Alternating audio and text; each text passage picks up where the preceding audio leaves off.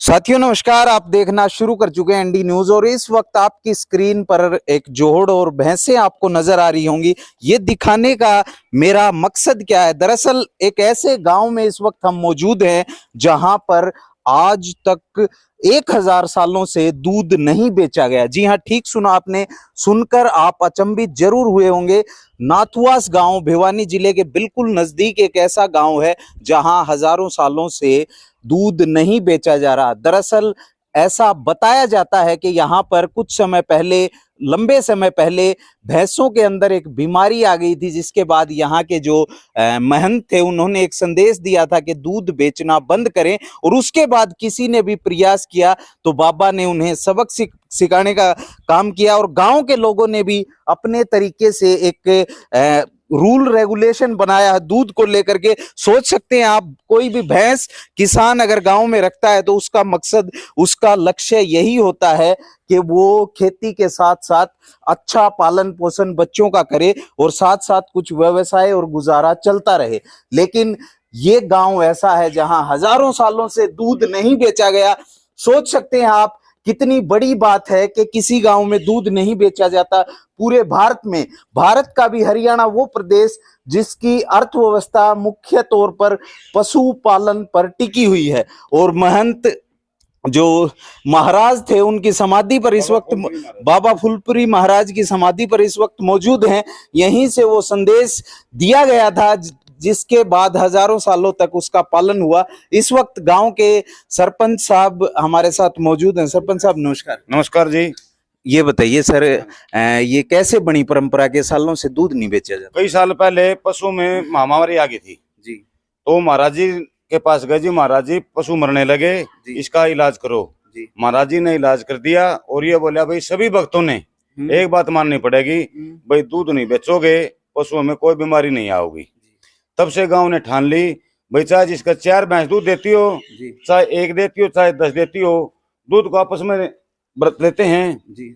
और हर 6ठे महीने पूर्णवासी आती है, उस पर लगभग पूरा गांव 36 बिरादरी का दूध यहाँ महाराज का डेरा माव है, भंडारा होता है जी। और दूर दूर से श्रद्धालु आते हैं, माथा टेकते हैं, उनकी श्रद्धा पूरी होती है जी। और ऐसा सुना है कि किसी ने अगर दूध बेचने का प्रयास किया तो उसके पशुओं में नुकसान भी हुआ है। हाँ, कईयों ने कोशिश करी लेकिन उनका कोई फायदा नहीं हुआ। किसी का थन में खून आने लग गया, कोई भैंस मर गई या और कोई अलग नुकसान हो गया, नुकसान कोई फायदा नहीं हुआ। उससे सारा गांव है ना बाबा की पूरी मानता करता है और नहीं दूध बेचता।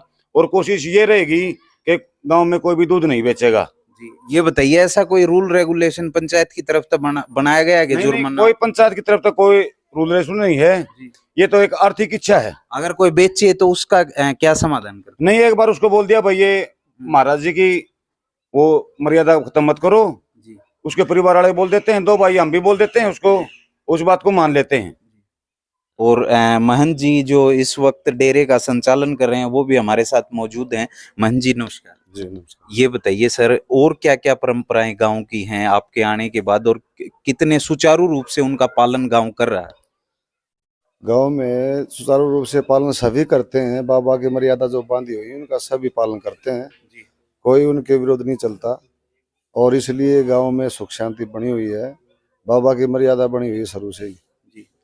और क्या क्या गांव की समृद्धि के लिए आप बता रहे थे, कुछ सांग वगैरह? और हाँ जी, गांव में जो है स्वांग नहीं होगा और मदारी डुगडुग नहीं बजाएगा यहाँ गांव में, और बोथा नहीं बांधेगा कोई भी, और सिर पर दोगड़ जो है दोगड़ नहीं लाएगी माई कोई भी। तो क्या लगता है कि क्यों इस प्रकार के सांग की तो समझ सकते हैं कि उस वक्त एक फूहड़ता होती थी, ये दोगड़ वाले और ये रूल रेगुलेशन क्यों बनाए गए? आपको क्या लगता है? तो देखो, गुरुओं की परंपरा बांधी हुई है जी, उनकी परंपरा पे ही चलते हैं जी। जो गुरु ने मर्यादा बांधी। पहले से इनकार किया था जी। जो तकत के ऊपर जो सांग में नाचे है ना जी, जो मर्द जनानी कपड़े पहन के बाहर, इस पर पाबंदी लगा दी थी कि ये मर्द जो है जनानी बने है, इसको बंद कर दो, इसलिए सांग बंद करे था जी। और दोगड़ का के हल्की ही बच्ची और उस पर डबल दर दे तो उस पर वजन ज्यादा होता, इसको बंद कर दो, अपना जितना वजन उठे उतना एक में ले आओ जी। और मदारी वाला वो मदारी वाला के बंदर जो है एक हनुमान की वह है, ये बंदर ने जो मदारी नचाव है ना, इसलिए उस पर पाबंदी लगा दी थी कि बंदर को डुगडुगी पर नहीं नचाएगा।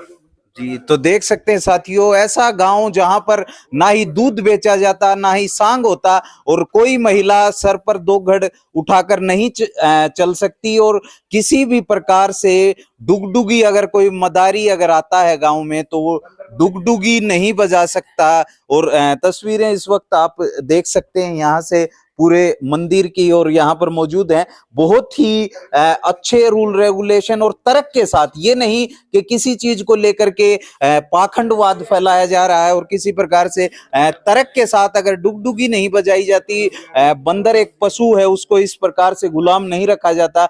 हनुमान का स्वरूप मानते हैं। 2 गढ़ जो छोटी बच्चियां हैं उन्हें काफी नुकसान, डिस्क वगैरह की समस्या, उस वक्त भी ऐसा होता होगा, और वहां पर जो औरतें हैं उन पर रोक लगा दी और दूध बेचने पर रोक लगा दी, और काफी हष्ट पुष्ट, और यहाँ के जो नौजवान और जो बच्चियां हैं वो काफी शारीरिक तौर पर अच्छे होते हैं, इसी कारणवश क्योंकि भरपूर प्रोटीन उन्हें तमाम दूध ना बेचने की वजह से मिलता है, और घर में ही दूध पीते हैं। एक बात है कि घी आप बेच सकते हैं, उस पर कोई पाबंदी नहीं है, लेकिन दूध अगर कोई बेचने का प्रयास करेगा उसको भारी नुकसान भुगतना पड़ेगा। ये बाबा की परंपरा है, और बड़ी बात आप कह सकते हैं। और सांग जो है, कि सांग जो होते थे उस वक्त उनमें कुछ फूहड़ता दिखाई जाती थी, जिसके बाद यहाँ पर रोक लगाई। तस्वीरें आप गांव से मेरे साथ लाइव तस्वीरें आप देख रहे हैं, ये श्री 1008 बाबा फूलपुरी जी महाराज की तस्वीर है,